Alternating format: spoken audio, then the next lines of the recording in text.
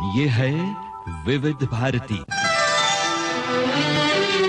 उजाले उनकी यादों की।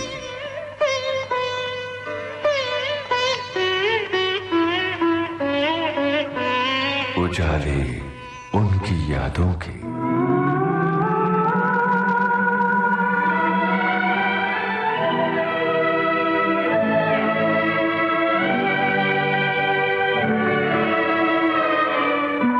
नमस्कार। उजाले उनकी यादों के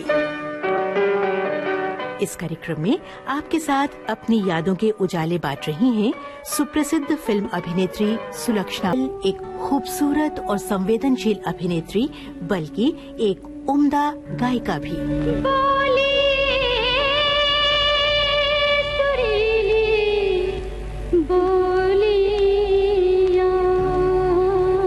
लीजिए सुनिए जानी मानी अभिनेत्री और गायिका सुलक्षणा पंडित से कमल शर्मा की लंबी बातचीत पर आधारित कार्यक्रम की दूसरी कड़ी।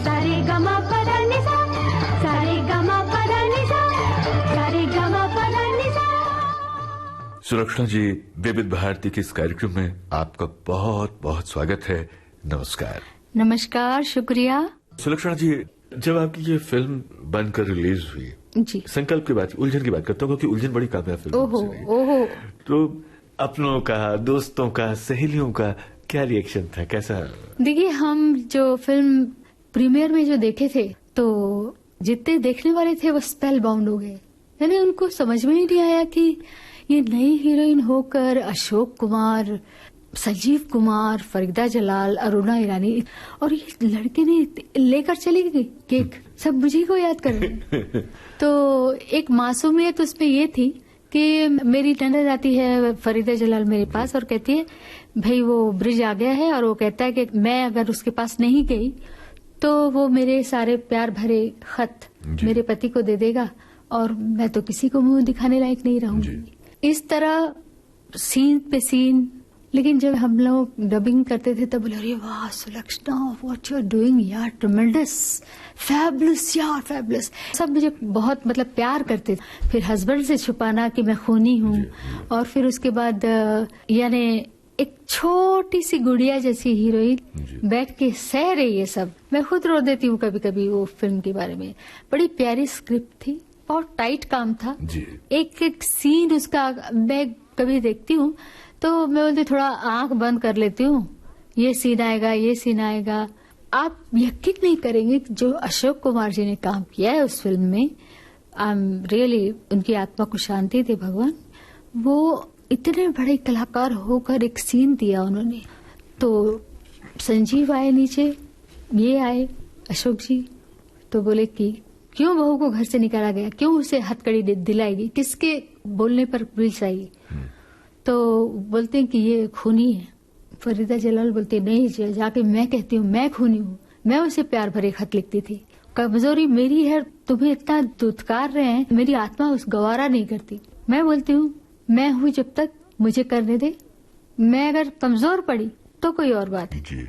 मगर वो सीन पे सीन, सीन पे सीन, सीन पे एक एक प्यारे प्यारे डायलॉग्स और एक सही बहू, सही ननद का जो काम, वो जिंदगी भर याद रहेगा मुझे। एक बड़ा कलाकार वही होता है जो उस चुनौती को निभा ले जाता है और स्क्रीन पर अपनी परफॉर्मेंस से किसी किरदार को इतना वास्तविक, इतना विश्वसनीय बना देता है कि लोग उसके साथ में अपने इमोशंस शेयर करने लग जाते हैं, उसमें अपने आप को देखते हैं। तभी कहानी जब लोगों के दिल पर असर करती, बात तभी बनती है। आपकी 75 में एक फिल्म सलाखें आई थी जिसमें आपने काम किया था, शशि कपूर साहब के साथ में शम्मी कपूर भी थे और महमूद भी थे उसमें शायद, है ना? जी जी बिल्कुल सही। और संगीत रविंद्र जैन साहब का जी। तो शशि कपूर साहब के साथ में भी काम किया आपने, शम्मी कपूर साहब भी, और ऋषि कपूर के साथ। जी जी। आपको एक ही बात बता दूं, कपूर फैमिली में कौन ऐसे हैं जिनके साथ मैंने काम नहीं किया? सबसे बड़ी बात तो ये है कि राज कपूर साहब ने भी मुझे कहा तुम फिल्मों में काम करो, गाना तो मिलते ही जाएगा। और भरी ऑडियंस पे षणमुखानंद हॉल में उन्होंने 3000 आदमियों के सामने कहा कि Sulakshana Pandit will be my heroine in R K. मैं गुमसुम हो गई। एक बार शशि कपूर किसी प्रोग्राम में आए थे और उनका तकिया कलाम हुआ करता था, जी मुझे शशि कपूर कहते हैं। तो उसके बाद सबको बिठाया गया, हम लोग सब बैठे थे अवार्ड लेने के लिए। तो शशि जी से कहा गया कि आप कुछ कहें।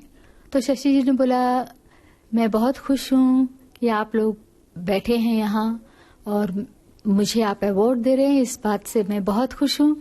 तो लोगों ने बोला डायलॉग्स। तो उन्होंने बोला, देखिए ना तो यहाँ कोई कैमरा है और ना कोई हीरोइन है, तो झट से 3,000 और मुझे आप अवार्ड दे रहे हैं, इस बात से मैं बहुत खुश हूँ। तो लोगों ने बोला डायलॉग्स। तो उन्होंने बोला, देखिए ना तो यहाँ कोई कैमरा है और ना कोई हीरोइन है, तो झट से 3,000 पब्लिक ने कहा सुलक्षणा पंडित। मैं खुद हैरान हो गई, सुलक्षणा पंडित। और उन्होंने पीछे मुड़ के देखा, ऐसे पब्लिक ने कहा सुलक्षणा पंडित। मैं खुद हैरान हो गई, सुलक्षणा पंडित। और उन्होंने पीछे मुड़ के देखा, ऐसा कौन है कि जो सुलक्षणा पंडित कहा जा रहा है। तो उन्होंने कहा, जी मैंने इनके साथ कभी काम तो नहीं किया, लेकिन अगर काम करना पड़ा तो मैं इनके साथ जरूर काम करूंगा। और भगवान की दया देखिए, मैंने 7 फिल्मों में उनके साथ काम किया। तो ऐसी बहुत सी चीजें इंसान के साथ होती हैं जो वो कभी भूल नहीं सकता। वैसे शशि कपूर साहब की बात करें तो वो भी अपने परिवार में बहुत अलग तरह के एक व्यक्ति निकले, कलाकार, जिन्होंने अपने पिता की खास उससे नाटकों में जो उन्होंने योगदान दिया था, उस परंपरा को आगे बढ़ाया और उस विरासत को वापस बहुत सहेज कर संभाल कर रखा। सब भाइयों ने। हाँ, राज कपूर साहब के जो बेटे हैं ऋषि कपूर, मुझे उनके साथ इतना अच्छा लगा, बिल्कुल डाउन टू अर्थ, जरा घमंड नहीं, ऑन द कंट्री हेल्पिंग। एक बार ऐसे ही छोटी मोटी करके हम लोग जा रहे थे, तो जाते वक्त देखा एक बैनर, उस पर लिखा हुआ था ममता। तो बिल्कुल डाउन टू अर्थ, जरा घमंड नहीं, ऑन द कंट्री हेल्पिंग। एक बार ऐसे ही छोटी मोटी करके हम लोग जा रहे थे, तो जाते वक्त देखा एक बैनर, उस पर लिखा हुआ था ममता। तो मैंने अपने सारे जितने स्टाफ थे, मेकअप और हेयर ड्रेसिंग सब कुछ जो थे, तो मैंने बोला मैंने अपने सारे जितने स्टाफ थे, मेकअप और हेयर ड्रेसिंग सब कुछ जो थे, तो मैंने बोला कल टिकट लाके रखना, 9 बजे शूटिंग खत्म होगी, अपन जाके फिल्म देखेंगे। तो उसका एक गाना मुझे बहुत पसंद आया, उसकी थोड़ी लड़ियां मैं आपको सुनाती हूँ। जरूर जरूर। हम गवनवा न जइबे हो बिना झूलनी, हम गवनवा, हाँ हम गवनवा ना जइबे हो बिना झूलनी, हम गवनवा, हम गवनवा ना जइबे हो बिना झूलनी, हम गवनवा, हाँ हम गवनवा ना जइबे हो बिना। गगन पवन चलत पुरवा, आई री माई रुत बसंत आई, झूलन लाई बेलरिया, डार डार अम्बुवन की कोहरिया, रही पुकार और मेघवा फूलन दन लाई, सकल बन गगन पवन चलत पुरवा, विकल मोरा मनवा उन बिन हाय, विकल मोरा मनवा उन बिन हाय, आए ना सजनवा, रुत बीती जाए बिकल मोरा मनवा। मेरे पिताजी पंडित प्रताप नारायण, मैं बहुत गर्व करती हूँ कि मैं उनकी बेटी हूँ। अगर मेरे पिताजी को आपने देखा होता तो आप सोचते कि कौन सी पर्सनालिटी है ये। मेरी माँ को संस्कृत की और पूजा की जितनी जानकारी थी शायद ही किसी को होगी। मुझे उन्होंने एक गाना सुनाया और उसमें कुछ अजीब सी लैंग्वेज थी। दूध, ये मीरा जी कह रही है, दूध घृत, दूध मत घृत का, और इन 3 चीजों के बाद छाछ को फेंक देना पड़ता है। इसमें गूढ़ बात छिपी है, गहरा दर्शन छिपा हुआ है जीवन का। और जब हम दर्शन की बात करते हैं तो काव्य के माध्यम से, गीतों के माध्यम से हमारे जो कवि हैं, गीतकार हैं, शायर हैं, वो हमारी बात, अपनी बात दुनिया के सामने रखते रहे हैं और फिल्म संगीत इसकी सबसे लोकप्रिय विधा है। सुलक्षणा जी, मैं आपसे जानना चाहूंगा कि वो कौन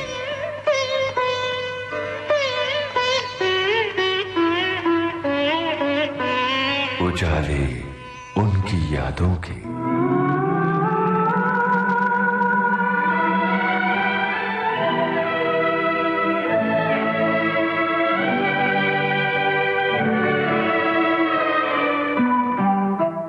उजाले उनकी यादों के। इस कार्यक्रम में आपके साथ अपनी यादों के उजाले बांट रही हैं सुप्रसिद्ध फिल्म अभिनेत्री सुलक्षणा पंडित। में हम बात कर रहे थे मदन मोहन साहब की। उन्होंने और उनके समकालीन संगीतकारों ने बहुत सुरीला संगीत दिया। उस दौर के संगीत को सुनकर आप क्या सोचती हैं? अब ऐसा म्यूजिक कब आएगा और मैं कब गाऊंगी ऐसे गाने? पहले तो इन्हीं गानों को सुन के रियाज हो जाता था।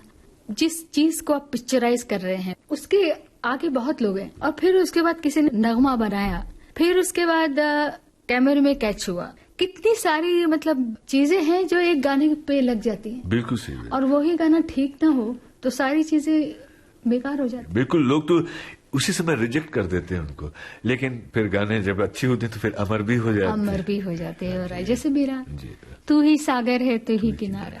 सुलक्षणा जी, आपने किशोरदा के साथ दूर का राही फिल्म के लिए एक कालजयी गीत गाया है। दिल को छू लेता है ये गीत, बेकरार दिल। ओह माय गॉड, वो उस गाने में किशोरदा ने मुझे बहुत चिढ़ाया था। उन्होंने कहा नहीं तुम बेकरारे बोलोगी, मैंने बोला मैं बेकरार बोलूंगी। तो उन्होंने बोला नहीं तू बेकरार कहेगी, मैंने बोला नहीं मैं बेकरार कहूंगी। ऐसे करते करते स्टूडियो नहीं तुम बेकरारे बोलोगी, मैंने बोला मैं बेकरार बोलूंगी। तो उन्होंने बोला नहीं तू बेकरार कहेगी, मैंने बोला नहीं मैं बेकरार कहूंगी। ऐसे करते करते स्टूडियो पहुंचे फिल्म सेंटर। वहां पर रेखा भी थी, योगिता बाली भी थी, तो किशोरदा तो पहुंचे फिल्म सेंटर।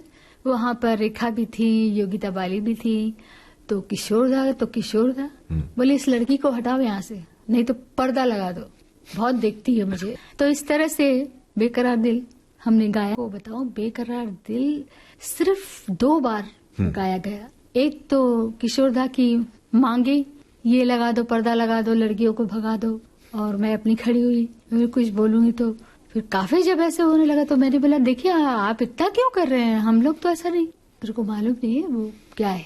तो उसके बाद मैंने गाना गाया उनके साथ। और किशोर कुमार तो धनी है हर चीज के, म्यूजिक डायरेक्टर वो है, एक्टर वो है, राइटर वो है, फिल्म मेकर वो है, क्या नहीं है वो, हर चीज से भरपूर सरापा एक आर्टिस्ट नजर आता है उनमें। और खयाम कल्याण जी, आनंद जी, रविंद्र जैन और लक्ष्मीकांत प्यारेलाल जी के संगीत निर्देशन में भी कई रचनाएं गाई, और इस जोड़ी ने भी फिल्म जगत को कई सुरीले यादगार गीत दिए।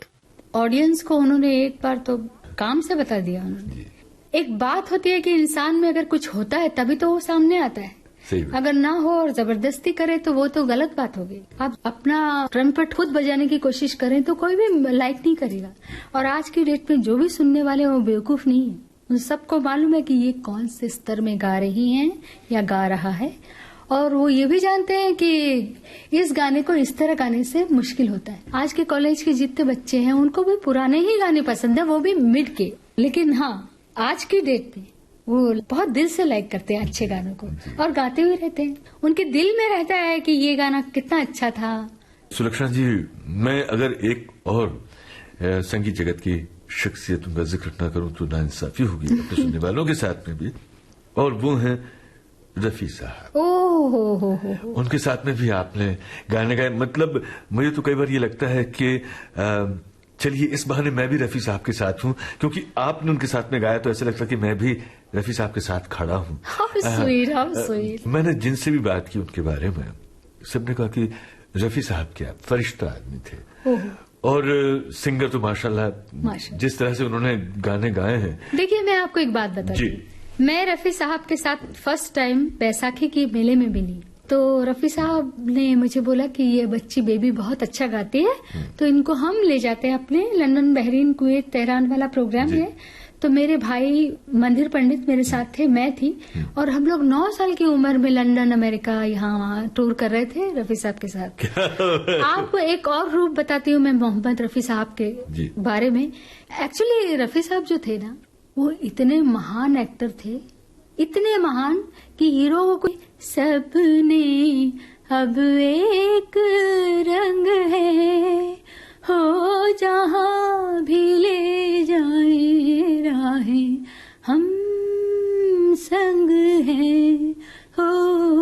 तेरे मेरे सपने बस एक रंग है थे।